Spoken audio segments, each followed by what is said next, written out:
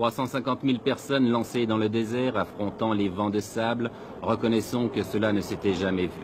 En deçà des considérations politiques qu'elle peut inspirer, la Marche verte offre le spectacle hallucinant d'une nation jetée dans l'aventure.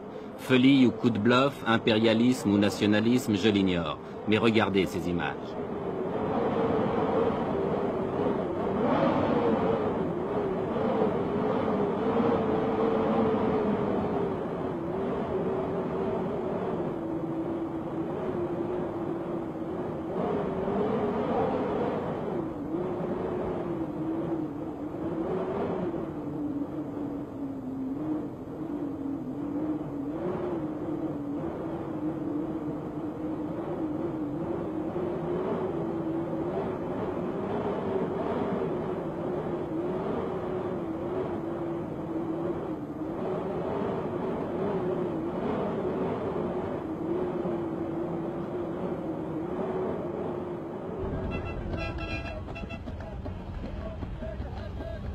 « 350 000 personnes dans le désert, cela signifie 10 000. Oui, vous avez bien compris, 10 000 camions. En une journée, ce sont 5 convois comme celui-ci que nous avons rencontré sur la route. Par mesure de sécurité et pour éviter un trop grand désordre, tous les arrêts s'effectuent en dehors des localités.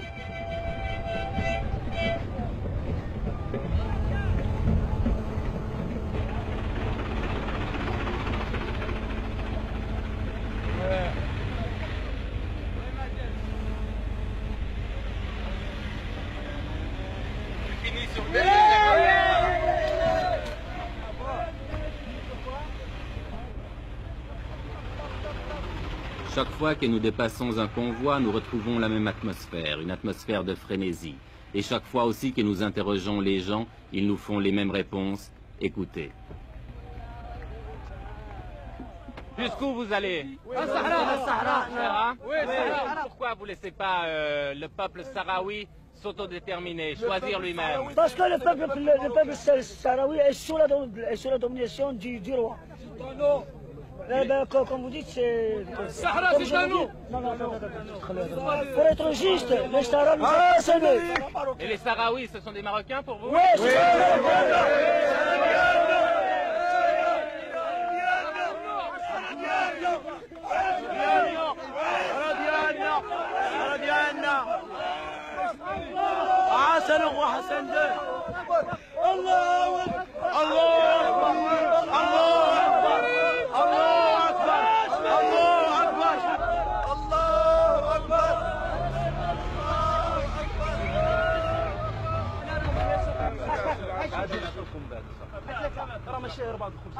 Tout le long du voyage, les vivres sont assurés. On distribue les miches de pain à la lancée, mais en proportion calculée, un pain pour 4 hommes.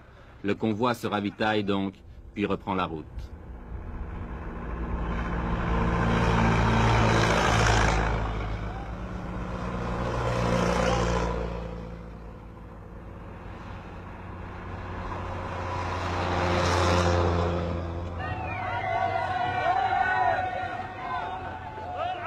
Oui, tout le Maroc vit à l'heure de la Marche verte. Oui, c'est devenu une épopée nationale.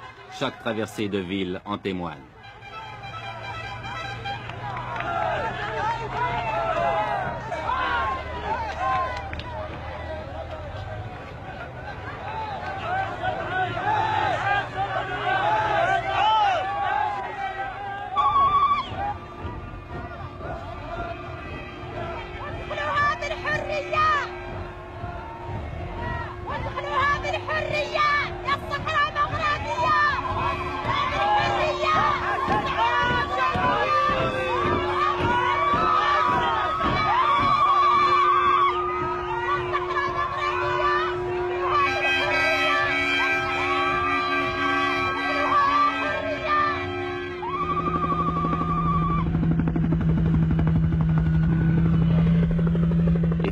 C'est l'arrivée à l'extrême sud du Maroc, à côté d'une petite bourgade perdue dans le désert, où avait atterri autrefois l'avion de Saint-Exupéry, Tarfaya. Tarfaya qui est maintenant devenu un gigantesque camp, dernière étape de la Marche verte avant la traversée de la frontière qui délimite le Sahara espagnol.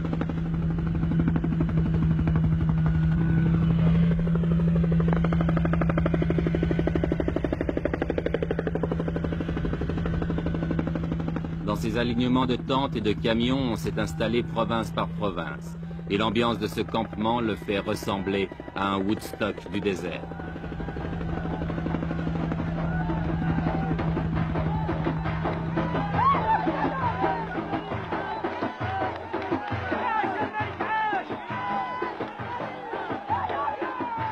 Car c'est tous les jours la fête, organisée ou pas.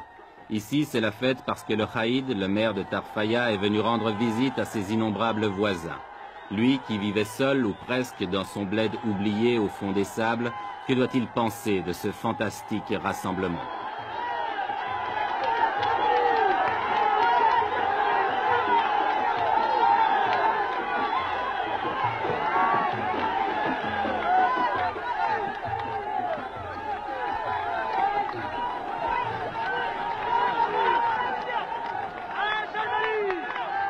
Avec une prodigieuse capacité d'adaptation, la foule s'est installée rapidement. On a nettoyé le sol des cailloux pour en faire des clôtures, on a dressé des tentes de fortune, et il ne reste plus qu'à tuer le temps en attendant l'ordre du roi pour se remettre en marche vers les terres spoliées.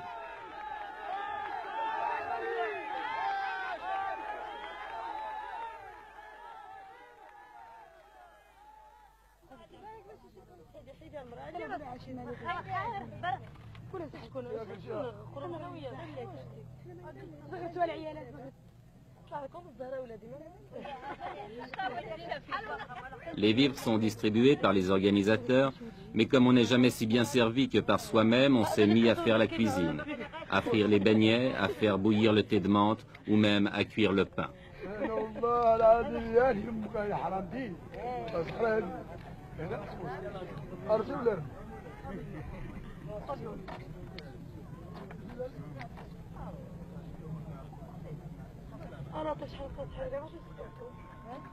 Ici et là, les 1001 petites occupations de la vie quotidienne.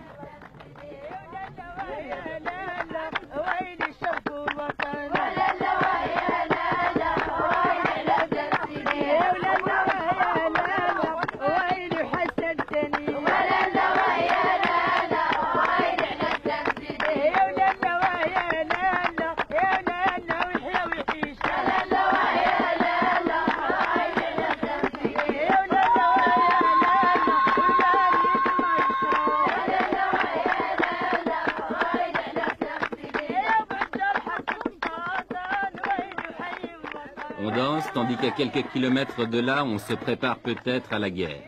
L'Espagne, depuis le week-end dernier, a tout à coup durci sa position et ne semble plus du tout disposée à laisser pénétrer la marche verte sur son territoire. Que va-t-il se passer? Mais qui se pose ici ce genre de questions?